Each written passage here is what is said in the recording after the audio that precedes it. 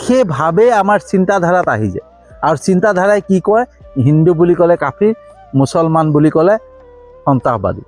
এতিয়া হিন্দু বুলি ক'লে কাফিৰ বুলি কয় কাফিৰ মানে কি কাফিৰ মানে হৈছে নাস্তিক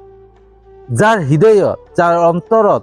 প্ৰেম নাই দয়া নাই ক্ষমা নাই সৰলতা নাই ধৈৰ্য নাই শ্ৰদ্ধা নাই ভক্তি নাই সমভাৱ নাই সমদৃষ্টি নাই সেই তেনেকুৱা ব্যক্তি সদায় কাফিৰ হয় মানে নাস্তিক হয় তো সেই কাফিৰ বুলি ক'লে নাস্তিক বুলি ক'লে প্ৰত্যেক হিন্দু মানুহে যে নাস্তিক হ'ব প্ৰত্যেক মানে হিন্দু মানুহে কাফিৰ হ'ব এইটো কথা নহয় হয়নে তেনেকৈ বন্ধুসকল মুছলমান বুলি ক'লে যে সন্ত্ৰাসবাদী হৈ যাব প্ৰত্যেকজন মুছলমানেই সন্ত্ৰাসবাদী হৈ যাব সেয়া কথা নহয় সন্ত্ৰাসবাদী কোন সেই একেই